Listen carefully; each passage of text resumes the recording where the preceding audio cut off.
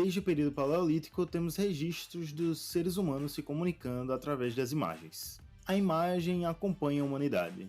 As pinturas, as artes gráficas, a fotografia, o cinema, entre tantas formas de se expressar visualmente, temos as histórias em quadrinhos. Você está ouvindo Em Quadro e em Frame, e neste episódio vamos falar sobre a história da representação dos negros nas histórias de quadrinhos.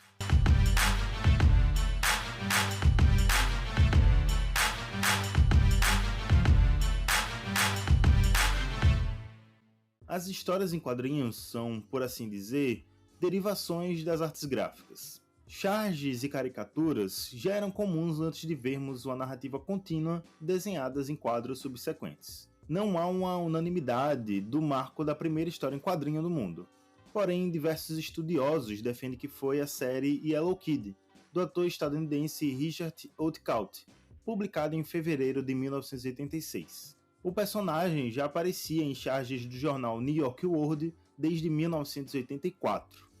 Não demorou muito tempo para os primeiros personagens negros aparecerem na página das comics, obviamente não ocupando um lugar de protagonismo. Na verdade, em suas primeiras aparições, os negros estavam restritos a dois tipos de situações. Ou eram coadjuvantes passageiros em histórias de outros personagens, ou atuavam como personagens humorísticos. E em ambas as situações, os estereótipos daquilo que deveria em tese ser um homem negro era latente. Os personagens normalmente eram apresentados com lábios grossos, feições caricaturadas, faziam um péssimo uso da língua inglesa ou a língua que a história fosse escrita e tinham uma inteligência um tanto limitada. É importante ressaltar que a comicidade foi sempre algo muito presente nas histórias em quadrinhos. Na verdade, desde as charges, que em sua maioria têm o intuito de causar um humor crítico.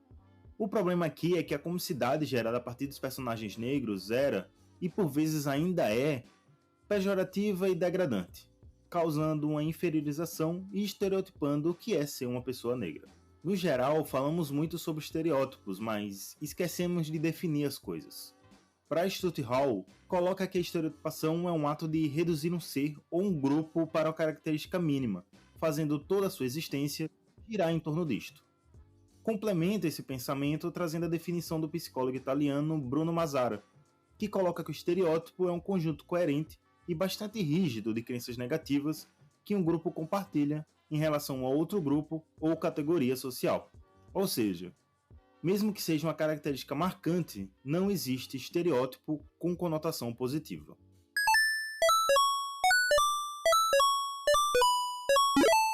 Bom, retomando as histórias em quadrinhos, não encontrei fontes que coloquem com exatidão qual foi o primeiro personagem negro nas HQs, mas não é difícil achar exemplos que corroborem com a estereotipação de personagens negros.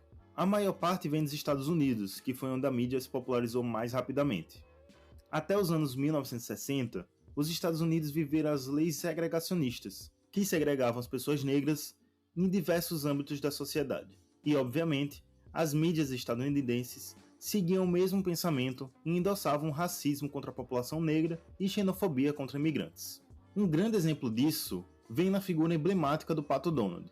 O personagem da Disney surgiu em um contexto de guerra, e seus primeiros curtas animados tinham a intenção de uma propaganda militarista para incentivar que jovens garotos se alistassem no exército, e também que a população como um todo se simpatizasse com as forças armadas norte-americanas. As HQs do Pato Marinheiro também traziam uma forte ideologia estadunidense, mas diferente dos curtas animados, a propaganda era o estilo de vida estadunidense, o grande sonho americano, e o que eles idealizavam como um perfeito cidadão médio daquele país. Em 1949 foi lançada a história Voodoo Hoodoo, publicada no Brasil como Pato Donald na África. Nesta edição, o Tio Patinhas, quando jovem, é perseguido por um zumbi chamado Corongo, um morto-vivo africano. Inclusive, o nome da história faz referência à religião de matriz africana que é presente em diversos países caribenhos, o Voodoo.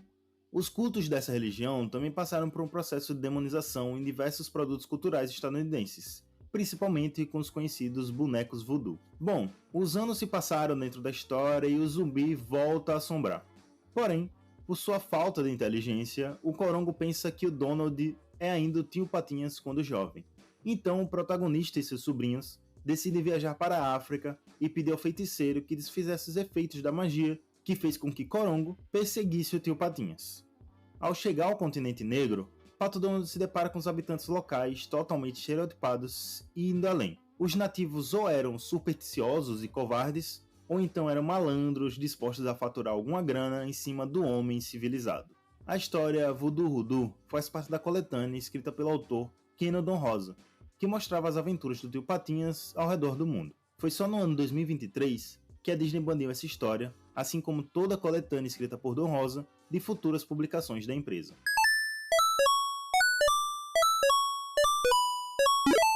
Antes de continuar nos exemplos das histórias em quadrinhos, vou voltar um pouco no tempo. No início do episódio eu falei que as HQs são a derivação das artes gráficas. Bem, em meados do século XIX, não era incomum encontrar pessoas negras representadas em pôsteres, charges e até propagandas. Mas, mais uma vez, nem toda aparição significa uma boa representação. Em geral, esses negros apareciam de uma forma cômica. Eram criados, músicos, dançarinos e afins, sempre com o intuito de divertir e ou servir as pessoas brancas. Também era possível ver os negros retratados como algo ruim, errado, como uma das propagandas do sabão Pierce, que traziam a primeira imagem um menino negro entrando numa banheira e uma outra deste mesmo menino saindo da banheira após usar o sabão. Nesta segunda imagem, ele ainda está com o rosto negro, mas a sua pele está branca, remetendo que o negro é sujo e deveria ser tirado qualquer restício de negritude de uma pessoa. Um tipo de figura que ficou muito marcada por representar pessoas negras nas gravuras foram os menestréis. Os menestréis da Europa do século XIX eram músicos e atores de rua que, para chamar a atenção, usavam uma maquiagem exagerada e evidenciavam seus traços mais marcantes. Baseado nessas figuras, muitos cartunistas passaram a desenhar pessoas negras da mesma forma: uma pele muito escura, olhos esbugalhados, lábios muito grossos e, em alguns casos, também orelhas bem grandes. Essas gravuras, que receberam também o nome dos menestréis, foram continuadas nas histórias em quadrinhos. É possível ver em várias HQs marcantes, como o musical Mose, de George Herriman, publicado em 1902, e nas do Gato Félix, de Otto Mesmer, que estreou em 1925. E essa representação não ficou situada apenas na Europa e nos Estados Unidos. Por exemplo, artistas brasileiros, como Luiz Carlos, no seu personagem Azeitona, e o Gibe, de José Carlos. Mas o cenário nacional fica para uma série futura.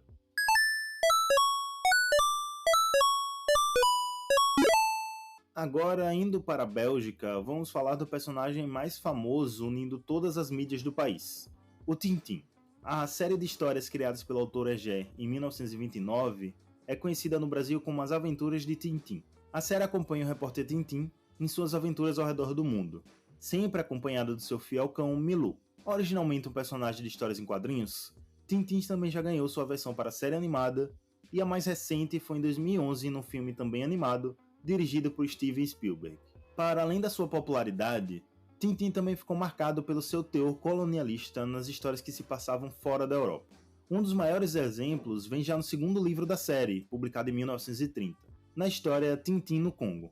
Na obra, o aventureiro repórter viaja ao território que atualmente é a República Democrática do Congo. Lá ele se envolve com os nativos, animais selvagens e gangues de criminosos.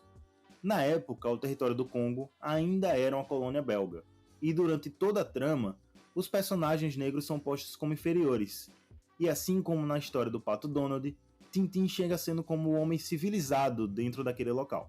Para além das características que o roteiro dá aos personagens nativos como seres de baixa inteligência e bestiais, o autor também simplifica suas características físicas. Em um quadro dessa história, em que aparece uma multidão de pessoas negras, é difícil identificar e diferenciar os personagens da imagem.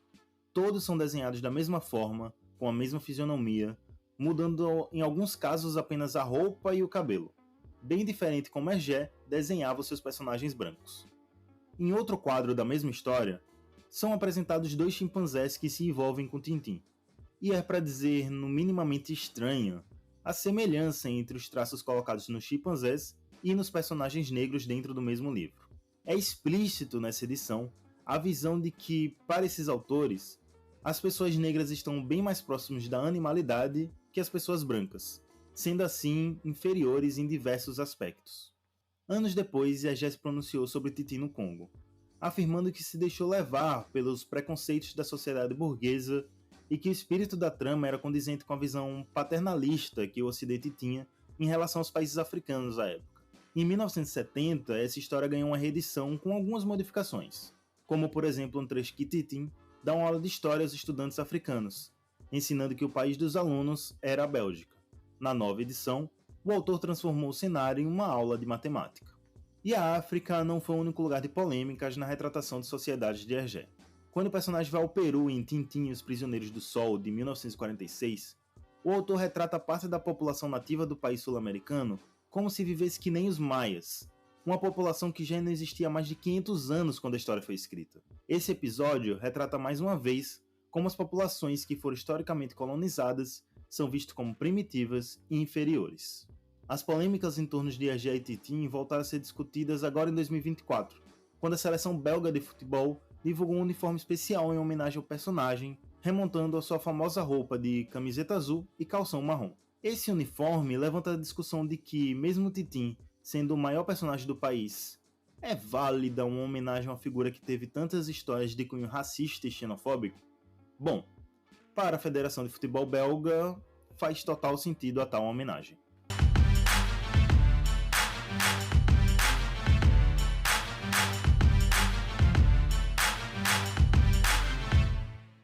Você acabou de ouvir o podcast Enquadro em Frame.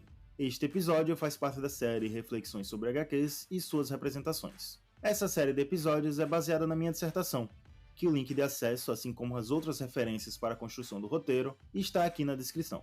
Se você gostou do conteúdo, nos siga nas redes sociais, @enquadro em frame.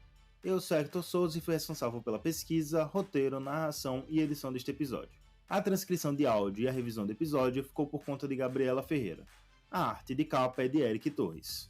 Este episódio só foi realizado graças ao edital de chamamento público número 008/2023, edital Paulo Gustavo em Aracaju, audiovisual, através da Lei Paulo Gustavo, Lei Complementar Federal 195/2022.